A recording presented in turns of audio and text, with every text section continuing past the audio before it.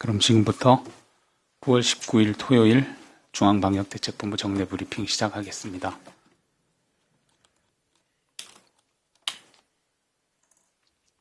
먼저 권준욱 부본부장 설명이 있겠습니다.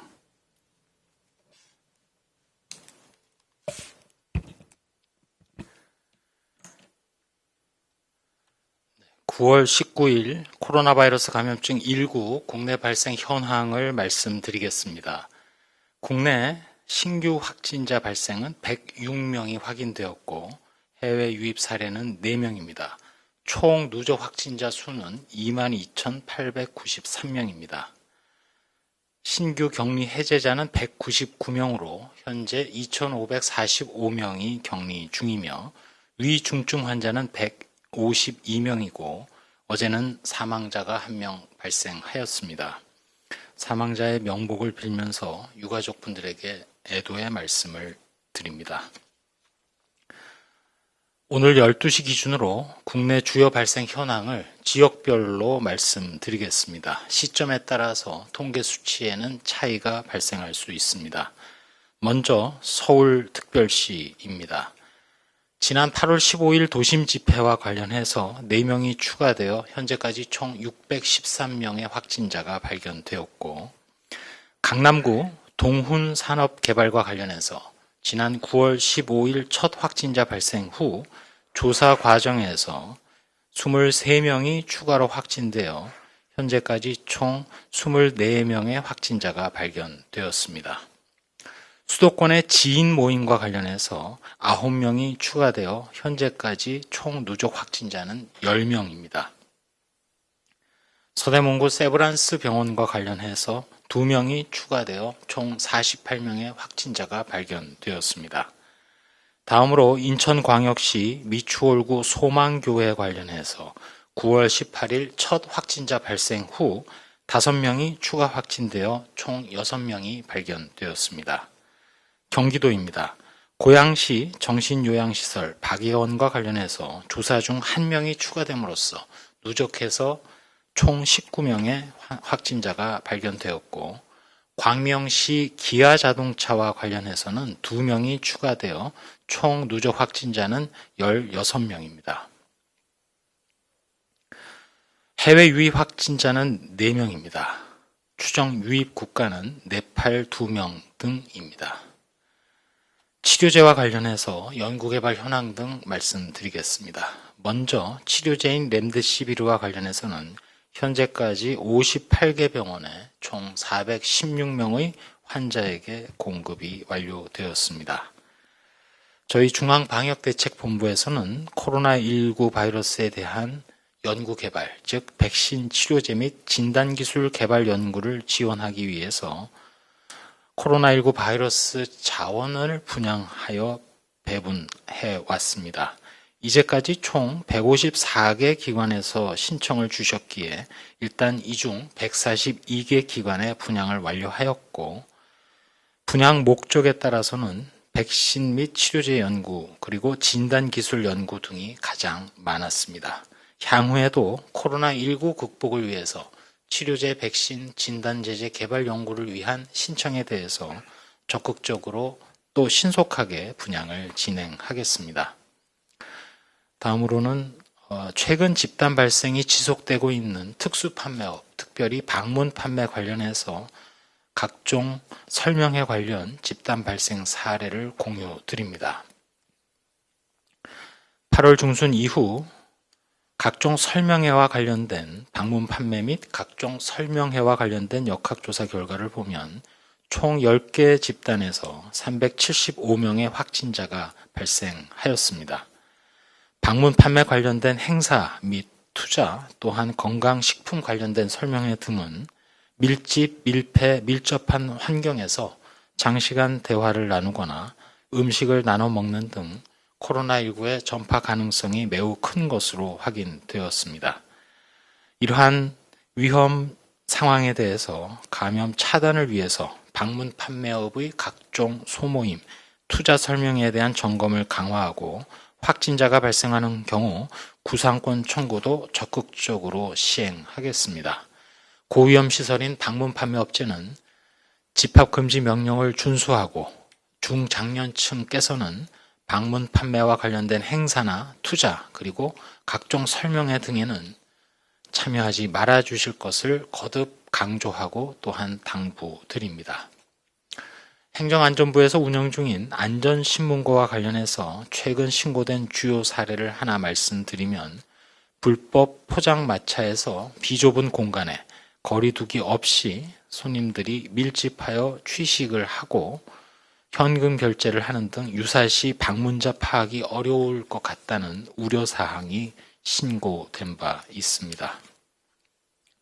거듭 주말 중입니다만 코로나19 감염 전파 예방을 위하여 불효불급한 외출 모임 등은 취소하거나 연기해 주실 것을 요청드리고 불가피하게 외출하실 경우에도 마스크를 꼭 착용하되 제대로 착용해 주시기 바랍니다. 거듭 다시 한번 강조드립니다만 방문 판매 설명회 등 각종 설명회 또 각종 체험 행사 등은 산밀에 코로나19의 위험한 상황이 유발되기 때문에 가지 말아 주실 것을 거듭 당부드립니다. 마지막으로 한 말씀 올리도록 하겠습니다. 국내 코로나19 발생 규모가 계속 100명대를 지속하면서 느린 속도이긴 하지만 감소세를 유지하고 있습니다. 폭발적인 증가를 억제하는 데는 일단 성공했지만 최근 2주간 감염 경로 조사 중인 비율이 증가하고 있습니다. 특별히 수도권, 서울과 경기 지역을 중심으로 이러한 미분류 사례를 신속히 추적 조사하고 경로를 파악함으로써 접촉자 관리 그리고 격리 등 전파 고리를 끊는 데 더욱 총력을 기울이겠습니다. 저희 방역당국에서는 코로나19 백신 등 근본적인 해결 방법이 도입되기 전까지는 우리 사회 시스템 또는 의료체계가 감당할 만한 수준으로 코로나19의 발생 규모 그리고 속도를 통제하는 소위 장기적 유행 억제 정책을 진행하고 있습니다. 이러한 장기 유행 억제 전략은 방역대책, 의료체계, 그리고 국민 여러분들의 생활방역 세 가지가 통합적으로 이루어져야 하는 것이 핵심입니다. 실제로 국민 여러분들께서 방역의 주체가 되셔서 실천해 주시는 거리 두기가 사실상 지금 우리나라의 코로나19 대응 전략의 중심을 잡아주고 계시기에 거듭 감사 말씀을 드립니다. 오늘 하루도 또 앞으로도 매일 실천하게 되는 거리 두기의 효과는 이후 추석과 맞물려서 그 이후 국내 발생 규모에 반영될 것입니다. 최근 유럽 상황을 이미 말씀드린 바 있습니다. 유럽을 보시듯이 금년 동절기, 겨울까지 갈 것도 없이 북반구에서는 지금 당장이라도 폭발적으로 코로나19가 급증할 가능성이 있다는 것을 우리는 알게 됩니다. 지금까지 잘 해주신 대로 계속 거리두기에 임해 주시고 인내해 주시기를 거듭 부탁드리고 이번 주말에도 거리두기와 마스크, 그 다음에 손 위생 실천을 당부드립니다. 백신 개발과 관련해서 잠깐 말씀을 드린다면 지난 2009년 우리는 신종플루를 경험한 바 있습니다. 당시 우리나라는 세계에서 9번째로 신종플루 백신을 준비해서 양은 2,500만 도즈입니다만 3개월에 걸쳐서 우선 접종 대상자 약 1,400만 명을 접종하였습니다. 이후 확대된 대상자 50만까지 접종을 해본 경험을 가지고 있고 매년 국가 필수 예방접종 사업을 실시하는 등 우리에게는 코로나19 백신 접종을 앞두고 많은 자산과 경험이 있습니다. 그렇지만 이번에 코로나19는 훨씬 더 어려운 상황입니다. 우선 백신의 접종 횟수가 아마도 2회로 예상이 됩니다. 혹시라도 코로나19 백신 접종 과정에서 이상 반응 등이 신고될 경우에는 여기에 대한 역학조사가 필요하게 되고 이 경우 일시적으로 접종이 중단될 수도 있고 또한 거리두기나 예약 접종 등 전체적인 접종 일정은 느리게 진행될 가능성이 매우 높다고 생각을 합니다.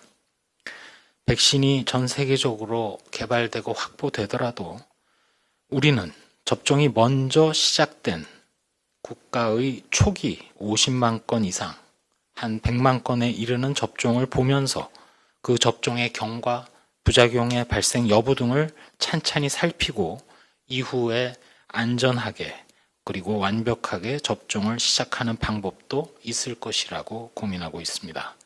거듭 말씀드립니다만 국민의 안전을 최우선으로 해서 다양한 고려사항들을 전문가와 함께 논의하고 향후 접종 계획 수립에도 만전을 기하겠습니다. 지금 당장은 국민 여러분들이 실천해 주시는 거리 두기를 통해서 유행을 계속 억제하면서 규모도 줄이고 저희 방역당국은 분골쇄신의 자세로 철저한 역학조사를 통해서 확산을 최대한 막도록 하겠습니다. 네, 지금부터 기자님들 질문에 답변 드리는 시간 갖겠습니다. 역학조사가 진행 중인 내용은 현재까지 조사된 내용에 대해서 설명드리고 또 보충해서 자료가 있을 때 다음 브리핑에서 설명드리겠습니다. 사전 질문 받은 3가지 질문 드리겠습니다. 오늘 0시 기준으로 수도권 누적 확진자가 9,950명으로 내일 0시 통계에는 1만 명을 넘을 것으로 보인다라고 말씀하셨습니다. 방역당국에서는 수도권 누적 확진자 1만 명을 어떻게 평가하고 판단하는지 그리고 향후 전망에 대한 의견도 궁금하다고 질문 주셨습니다. 네, 수도권의 인구 규모만 해도 지금 서울, 인천, 경기를 최신 통계로 보게 되면 우리나라 전체 인구의 절반이 약간 넘는 수준입니다.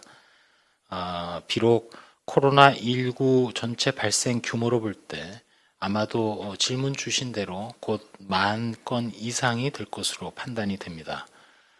수도권이야말로 여러 가지 면에서 우선 인구 규모 면에서 그리고 유동성 면에서 또 교류와 활동 면에서 더 나아가서는 밀집도 등을 고려할 때 아무래도 호흡기 감염병, 코로나19 외에도 과거에도 발생했던 신종플루도 있었고 메르스도 있었고 비록 그 해외 유입의 형태를 띠지 않는 감염병이라 하더라도 주로 수도권을 중심으로 많은 유행을 주도한 그런 사례들이 있습니다.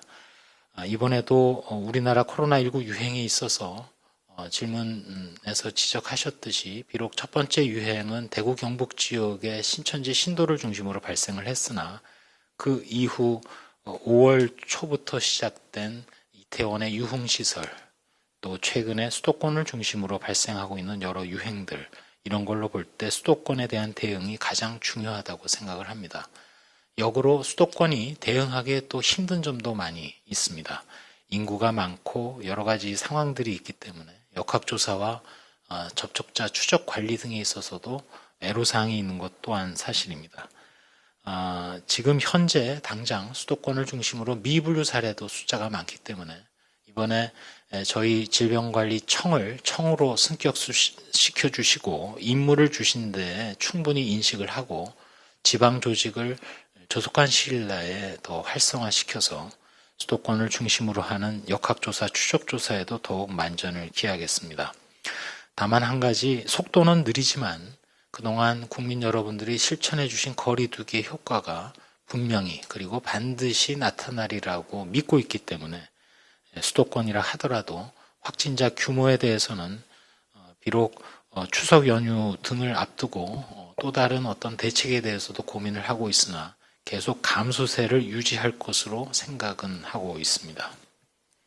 네, 다음은 재감염 사례 관련된 질문 주셨습니다. 최근 홍콩, 또 유럽, 브라질 등 해외에서 재감염 관련 사례에 대한 이야기가 하나둘 나오고 있는데 국내에서는 아직 재감염으로 확인된 사례가 없었는지 혹시 기존의 의심 사례로 보고된 바도 없었는지 확인해달라 질문 주셨습니다. 네, 질문 주신 대로 국내에서도 일단 재감염 의심 사례에 대한 연구 조사가 진행이 되어서 아마 조만간 이를 주도하신 그 연구자의 이름으로 국제 논문에 게재될 것으로 파악을 하고 있습니다. 질문 주신 대로 홍콩이나 유럽 등의 예를 드셨는데 지금까지 파악된 바로는 동사례는 지난 3월에 발생했던 20대 여성의 사례고 첫 번째 발생 후 두 번째는 4월 초에 다시 확진된 것으로 그렇게 파악을 하고 있습니다.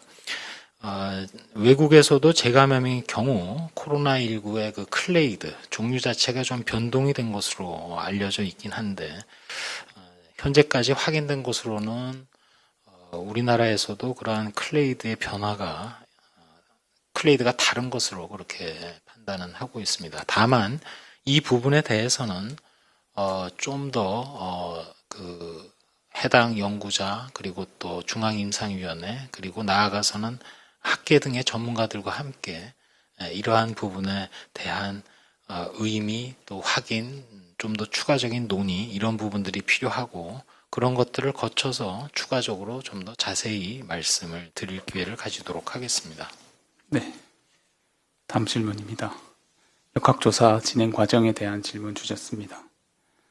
서울 강남구 동훈산업개발 집단 감염과 관련해서 서울시와 경기도가 각각 9명씩 추가 확진됐다고 발표했는데 방역대책본부에서 집계한 전체 확진자 규모는 얼마나 되는지 궁금하다고 하셨고 역학조사가 진행 중이겠지만 감염 경로나 확진자가 다수 나온 원인 또 직원들의 업무 형태 관련돼서 진행된 내용 설명해 달라 하셨습니다. 네, 아까 말씀드린 서울 강남구 동훈산업개발과 관련해서는 12시 기준으로 24명이라고 말씀을 드렸습니다. 일단 검사 대상자 총수는 181명인데 해당되는 곳은 서울의 강남에 위치한 특정한 건물 9층에 자리 잡고 있는 그 회사가 되겠습니다. 그 건물 이름이 신도 벤처타워라는 곳이고 거기에 주로 근무 형태를 보게 되면 좀 밀집된 환경입니다. 대개 그 독서실형의 책상 구조와 함께 근무자들이 밀집한 상태로 주로 부동산과 관련된 상담 등을 진행하는 것으로 그렇게 파악을 하고 있고 또 확진자 중에 확진자라 하면 이제 직장 동료 이외에도 가족이라든지 추가로 이제 저희가 검사를 실시해서 총 검사 대상이 181명이라는 말씀을 드렸는데 확진자 중에는 그 쿠팡 배송 캠프 근무자가 있기 때문에 이거와 관련해서 현재 남양주에 위치한 남양주 2 배송 캠프도 폐쇄된 상황이고 좀 더 자세한 어떤 그 역학조사의 내용 또 원인 등에 대해서는 추가로 조사를 진행하고 그 결과를 말씀드리도록 하겠습니다. 네, 지금부터는 기자님들이 현장에서 보내주신 문자 질문 답변 드리겠습니다. 뉴데일리 전경훈 기자님 질문 주셨습니다. 확진자의 이동 경로 그리고 정보 공개 원칙과 관련된 질문을 주셨습니다. 해외 입국 발병자 통계와 관련해서 각 국가별 확진자 수는 밝힐 계획이 없는지 궁금하다고 질문 주셨습니다. 관련해서 저희가 보도 참고 자료에는 추정 유입 국가를 공개를 하고 있고 또 감염병 예방법 법률에 의거하고 또 확진자 정보 공개 원칙을 갖고 지침을 가지고 공개를 하고 있는 중입니다. 질문을 다시 한번. 예, 질문이 해외 입국 발병자 통계와 관련해서 국적을 말씀하시는 것 같습니다. 각 국가별 확진자 수는 밝힐 계획이 있는지 질문을 주셨습니다. 네, 이 각 국가별 확진자 수는 저희가 매일 그 브리핑을 하고 있는 보도 참고 자료에 오늘 같은 경우는 14쪽을 보시면 해외 유입 확진자에 대해서 중국 그리고 중국 외의 아시아 그 다음에 유럽 각 대륙별로 일단 구분을 해서 그래프 등으로 알려드리고 있습니다. 특별히 내국인과 외국인은 별도 막대 그래프를 통해서 구분해서 알려드리고 있다는 말씀도 드립니다. 네, 참고로 기자님께서 국적을 공개해 달라고 말씀하시는 것이라면 저희가 개인을 특정하는 성별이나 연령, 국적, 그리고 거주지, 직장명 등에 대해서는 별도로 공개하고 있지 않다라는 점으로 답변 가름하겠습니다. 다음 질문입니다. 역학조사와 관련된 내용 두 가지 질문 주셨습니다. KBS 김민지 기자님, JTBC 박유미 기자님 질문입니다. 수도권 지인 모임과 관련해서 전날 서울시에서 두 가지 모임의 연관성을 조사하고 있다고 밝혔는데 모임이 언제 어떤 지역에서 있었던 것인지 참석자 수와 또 감염 경로 등 확인하신 역학조사 내용이 있다면 설명해 달라 하셨습니다. 네, 이 부분은 아직은 그 역학조사 등이 진행 중에 있기 때문에 저희가 좀 더 조사가 진행이 되면 그 결과를 가지고 다시 말씀드리도록 그렇게 하겠습니다. 네. 세 번째 질문도 역학조사 진행 중인 내용입니다. 일단 질문을 드리고 저희가 관련된 답변은 역학조사 팀을 통해서 또 추가로 설명이 오면 답변 드리겠습니다. 질문 내용은 인천 미추홀구 교회 집단 감염과 관련해서 노숙인이나 장애인 등 교회에서 생활하던 분들이 확진 판정을 받았다고 하는데 감염 경로나 또 몇 분이나 같이 생활하던 곳인지 생활의 형태, 또 확산 가능성 등 현재까지 역학조사 내용을 설명해 달라 하셨습니다. 네, 이 부분은 제가 지금 따로 자료를 갖고 있지는 않아서 그 브리핑 후에라도 확인해서 별도로 말씀드리도록 하겠습니다. 네. 현재 추가로 질문 올라온 내용은 없습니다. 지금 답변 못 드린 내용, 역학조사 내용에 대해서는 오늘이라도 역학조사팀을 통해서 전달받으면 말씀드리고 그렇지 않으면 또 다음 브리핑이나 보도 참고자료를 통해서 설명드리겠습니다. 질의응답은 이상 마치고 부본부장 마무리 발언 듣겠습니다.